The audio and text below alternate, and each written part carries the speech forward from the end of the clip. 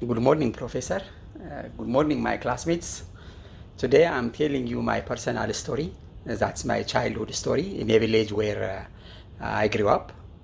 The place is 10,000 miles away from California, here in the United States. It is a rural village in Ethiopia where no roads, no clean water, and no electricity. If I'm not exaggerating, everything is not changed from the time where the Earth and other planets were created. I'm the first of the nine children for my parents, and my parents were farmers. My father went to the farm by 5 a.m. in the morning and came back from work by 6 p.m. in the evening. You can look at it how it is tiresome. My mother was taking care of her children and the cows at the same time, side by side.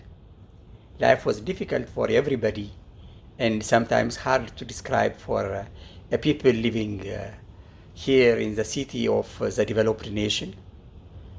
When I was 6 years old, I went to the elementary school, which was 4 miles away from my parents' house, and there were five kids in the same village who went to the school.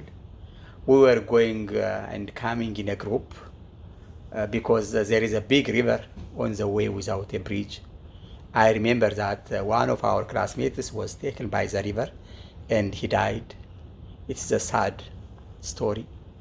We came out of the house at 7 o'clock in the morning and back home by 4 o'clock. Imagine how it is difficult for a 6 years old child who ate only his breakfast at his house and didn't take his lunch to the school, stayed the whole day in the school and came back in the evening. And the surprising thing is during weekends, I and my friends went to the mountain to fetch wood for cooking and wood for light. We also became a shepherd for cows, goats, and sheep. And I have only one pair of pants and a shirt throughout the year. And the shoes were unthinkable. I spent 4 years in that elementary school and I went to the middle school at the age of 10. Then another problem came here. The middle school is 7 miles away from my house, and I used to take my food from my house on Monday morning and I used to eat until Friday. Here, the problem besides a long trip on foot is that the food we took uh, on Monday has no fridge in the house. We have no fridge in the city where the middle school, and the food becomes spoiled after the third day. But we have no choice. We ate that food.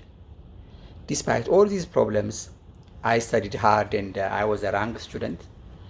This is part of my childhood story, and I think the class may get some lessons about how life in rural part of Ethiopia is miserable. Now I'm in United States of America, and it is a blessing for me. Thank you for the class, and I'm also happy to share my story with you. Thank you guys. Thank you so much.